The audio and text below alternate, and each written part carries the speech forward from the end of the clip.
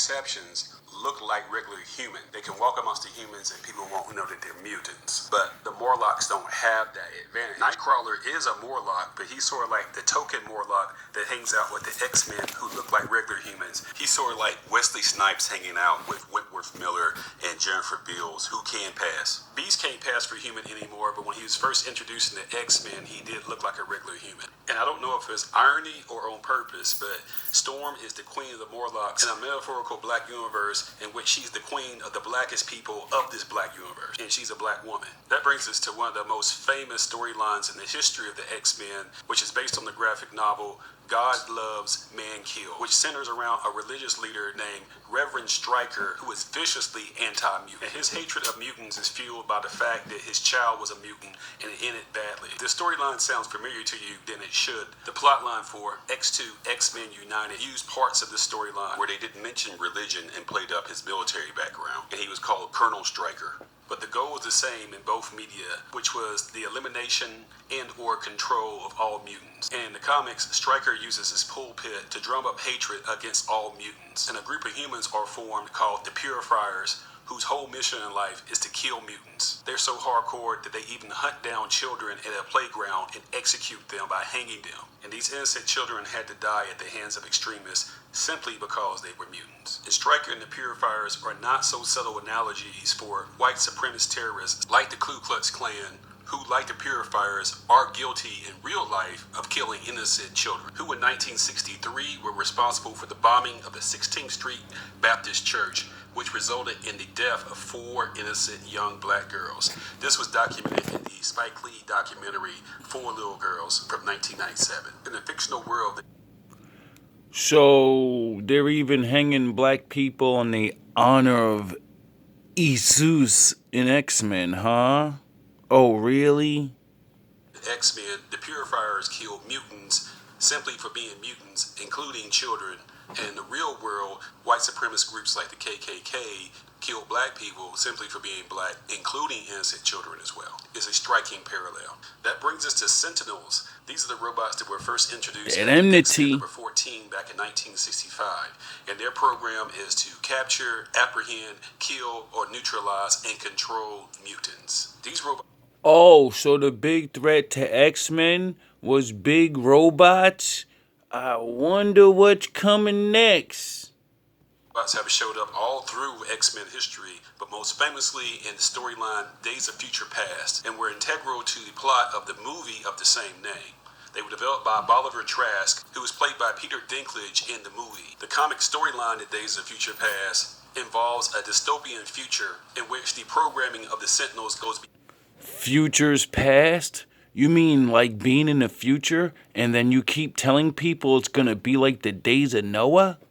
Beyond is capturing mutants. It also controls the lives of all humans in a literal police state. Humans didn't seem to mind when the Sentinels were only hunting mutants, but now they're controlling everybody and it's too late to stop. The Sentinels of the fictional X-Men universe are just a stand-in for... Oh, so the people that was behind controlling the mutants only souped everybody up to hate them so they can make these big robots and then they can subjugate everybody? Oh, okay. I wonder why I love the Bible so much. And I wonder why I love X-Men so much. You guessed it.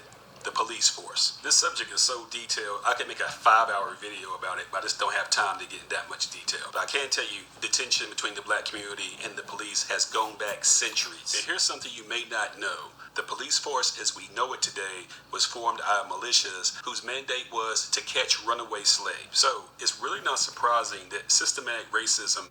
Oh, so a couple 100 years ago, there was no such thing as police officers? So then how the fuck did everybody deal with the common law of dealing with each other? Oh yeah, you used to be a fucking man and have control over the law in your own hands and everybody was like decent to each other because you knew that man next to you, if you did something wrong, he can put you down right away. All he needed was evidence. Exists within policing, considering that their core duty was catching slaves in the first place. So massive reform is needed, and it is needed now. Now let's discuss the 100th anniversary of the Tulsa Racial Massacre back in 1921, when the black community there was literally burned to the ground by white militias. This was the community known as Black Wall Street, which had a very vibrant business community of black-owned businesses. And over the course of 48 hours, it was all gone. The attack killed dozens of black people, 2 days, injured hundreds, and lost generational wealth of untold amount of income forever. And it was so vicious that they even used airplanes to bomb the place. There was the attempt to cover this up. Oh, so the first attack on American soil with airplanes was America attacking black people? I guess we get to have that slogan, never forget. But not mentioned it in American history. But the legacy of Black Wall Street was kept alive by the Gap Band, who are from Tulsa, Oklahoma, and they named their band after the streets of Black Wall Street, which were Greenwood, Archer, and Pine, aka the Gap Band. And in 2019, the HBO television series Watchmen, although fictional, uses real events from the Tulsa Race Massacre in 1921 as part of its plot. And a lot of people had never heard of the Tulsa Massacre until they saw the Watchmen TV show. The Tulsa Race Massacre was reflected in the pages of the X-Men in The Mutant Massacre. Oh, so without them stealing our story and making money off it, black people wouldn't even have known there's a Black Wall Street and we were never just dumbass niggers. We actually can build a whole civilization on our own and it could be better than everybody else's. Except, if you do too good, they're coming. They are coming. So what's the plan? Leave, separate, and live like the Most High told you to. Stop trying to fucking shine. Which was a storyline that took place Or they're coming. December 1986, in which Mr. Sinister launches a plan to wipe out all the Morlocks. But total genocide of these mutants is prevented by the arrival of the X-Men and X-Factor, and even Thor shows up there. I wonder who the Morlocks and the X-Men are in real life. I wonder who those guys are. Thank you for hanging in there with me. I know it's a long video, so let's do The a recap Morlocks. on how the X-Men are just a metaphor for black people in America. Professor X is to mutants what Martin Luther King is to black people. Magneto is to mutants what Malcolm X is to black people. Really? Xavier's X-Men is to mutants what the Student Nonviolent Coordinating Committee is to black people. The Brotherhood of Mutants is to mutants what the Black Panthers are to black people. The Mutant Liberation Front, Mystique's Brotherhood, are to mutants. Oh, so they had a group of mutants called the Brotherhood, and if those are really black people, I wonder if black people in real life have a thing called the Brotherhood. The Brotherhood was run by Mystique, the bad guy, and Magneto. I wonder. What the Black Liberation Army are to black people. The Morlocks are just a stand-in for poor black people in America who are experiencing racism. The X-Men are just stand-ins for rich black people in America that still experience racism too. You're still black. The Morlocks can also... Oh, so the X-Men represent rich niggas? What did the X-Men fight for? Oh, peace and to keep... Hey, be docile, nigga. Be docile. And Magneto was like, yo, fuck all of that. If niggas come over here, dog, what you want me to do? They beating my head in, nigga. Like, what you want me to really just stand there and let them beat my head in? See, I take ideologies from both of them. And that's why I whipped the camera out. Because my father said demons don't like being exposed to the light. AKA, if you can fucking prove a human's doing wrong things, since we live in this system of laws, they will freeze up. They will not be evil. They'll just give you stares of evilness because their fucking demon that's within them is mad because the meat sack that they're running is a coward and knows if they break that law on camera, they're going to jail, aka the meat sack hell, where nobody wants to be. And once that idiot's locked in jail, the demon behind it doesn't get to roam free because it's attached to this stupid asshole. So guess what? Then the demon gets to spend this lifetime in jail, hell, and then when that meat sack dies, guess where he's going? He's going to see my daddy. And then at the end of time, guess where he's going? He's going back to jail. You see how it's all the fucking same thing, and they need you to be free. This is why I don't get mad at people. You're not my enemy. You're an idiot that's getting ridden like a fucking donkey. They still experience racism too.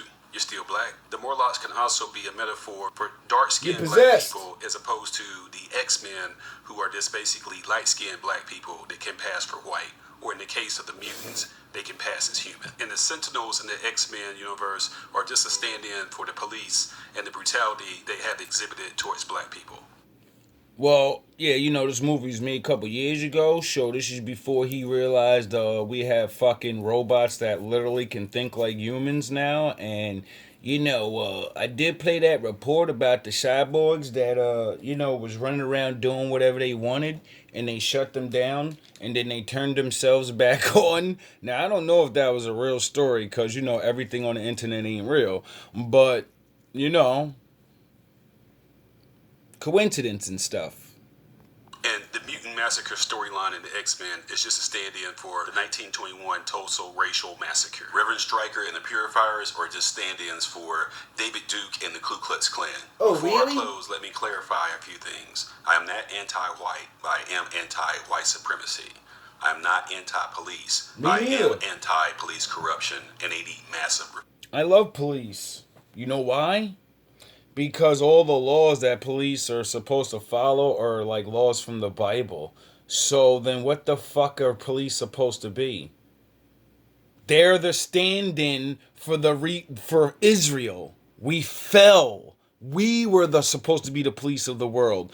But the Most High said you're going into fucking slavery, so what's he gonna let the world just be fucking have no protectors? No, he deputized the rest of the nations to protect the world. And look what you did with it. For all of the civil rights organizations I mentioned before are heroes to me, except for the Black Liberation Army. Look Justice what you did was with it. served with the conviction of Derek Chauvin for the murder of George Floyd, and it took decades, but See, this is why, with that ideology I just spit to you, this is why the Christians run their mouth and say, Israel is no more. We're the ones. We're the children of Christ, and we're the representation. You don't realize you're not the fucking. You're not taking our position. You're filling in. You know, like if the fucking the Most High's the boss and we were the managers.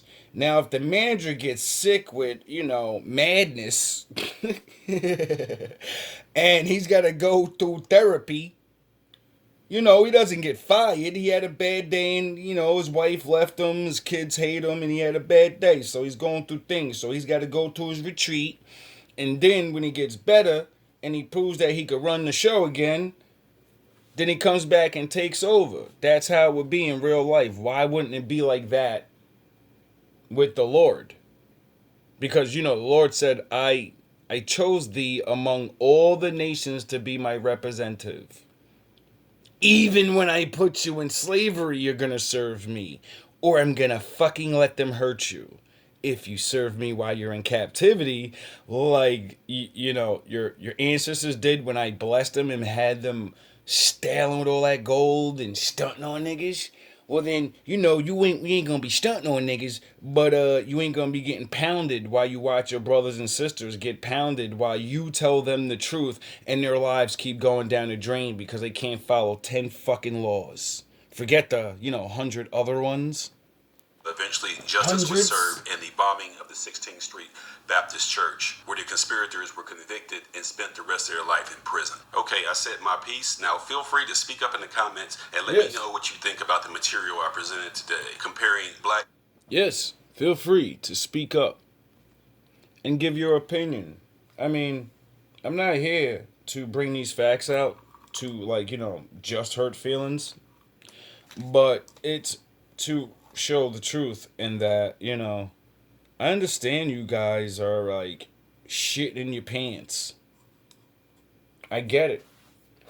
If I was on the other side, you know what I mean? Like with you guys, I would be afraid too.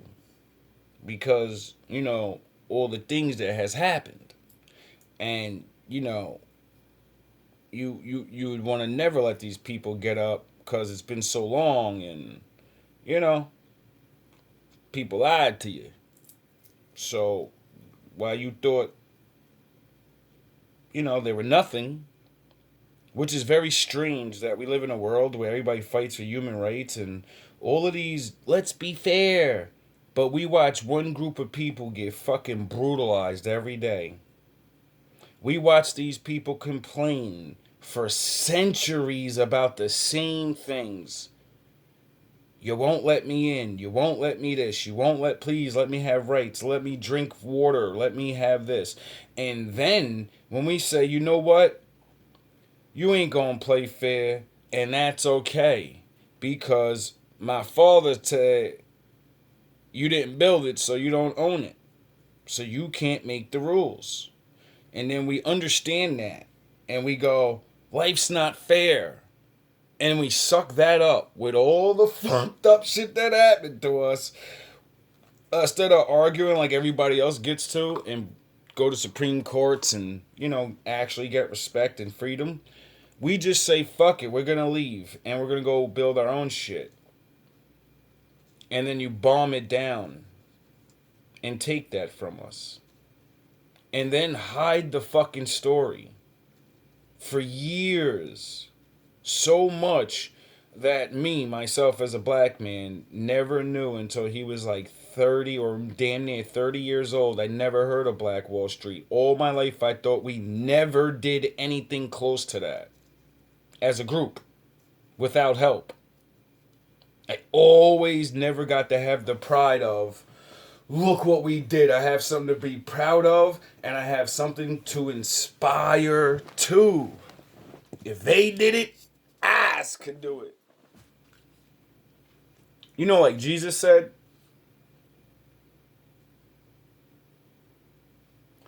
I don't know about the other Israelites.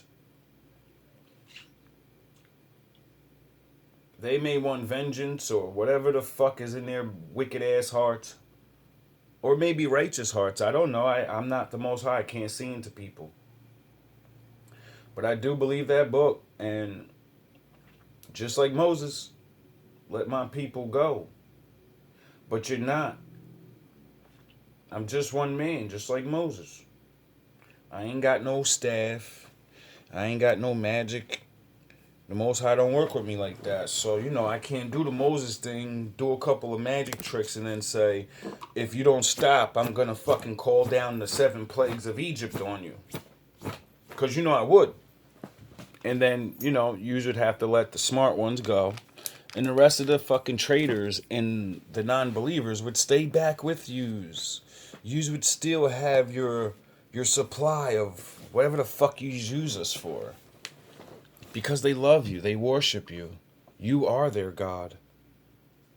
The Most High said, you're going to continue what you're doing. You're riding until the fucking wheels fall off. It's your destiny. But it's also your destiny, like the book says, to let the elect go. Because what you do to the Lord of them, you do to him. So that may spare you from, spare you from things. Like, evil or not, we're all going to want to come back in the next life, right? If there's really a next life, and I'm sure the bad guys know. Right, bad guys? You've got all the books and stuff. Yous know. Yous know. Now, what your fucking corny-ass masters probably never told you, though, is my father's the ultimate forgiver. Like the Assyrians that are cursed and the Moabites that got absorbed by the Assyrians. These are people that destroyed Israel. But in the end of the book, the Most High makes a deal with the Assyrians and says, go destroy Babylon for me and I'll let you come into heaven. I'll let you roll. Your whole life sentence of being cursed forever, I'll let you ride. So, that's why I don't want to go to war with my oppressor or anyone. Because you people have a greater foe than Israel to deal with. You don't have to worry about me. We have to flee to the mountains like he-goats, like the Bible says, like the legend of the wolf that I keep playing to you guys. It's funny that Israel and the wolf story has the same thing.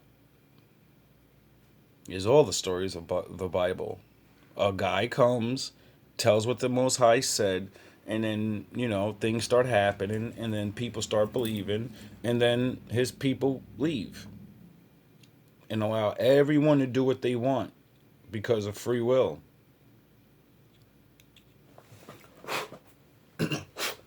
The thing that yous keep taking from us, that's what yous don't understand. When yous cheat us out of everything, you're taking our natural, God-given free will to create and do things. And what you do to the Lord of us, you do to him. So you're stopping the Creator from creating. I don't think he likes that.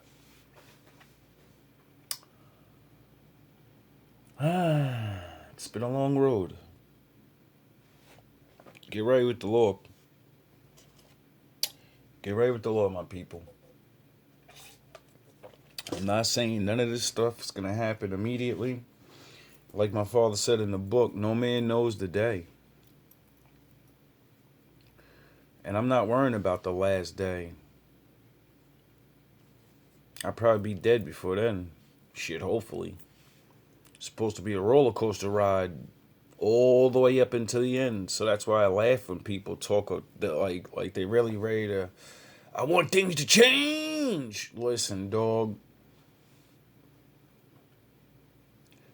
Most High said, even if you're good and you're protected, you're gonna see you're gonna see the worst. You're gonna see the wrath of God. And although I don't like my enemy and I'm mad that you did all this shit that I had to survive through.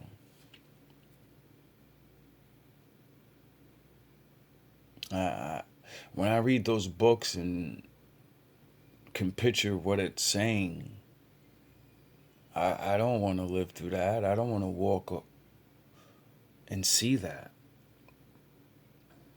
I wish there was a rapture.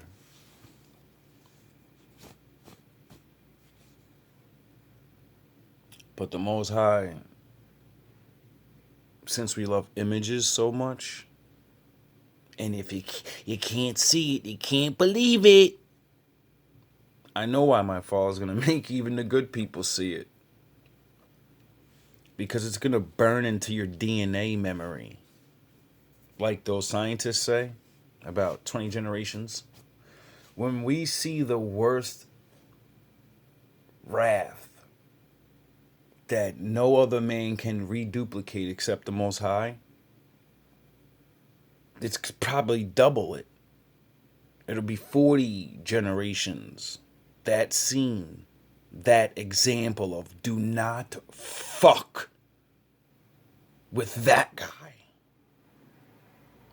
You can run your mouth about whoever, but don't you run your mouth about that guy, and don't you dare put your hands on his children. Especially the men. They're his wife.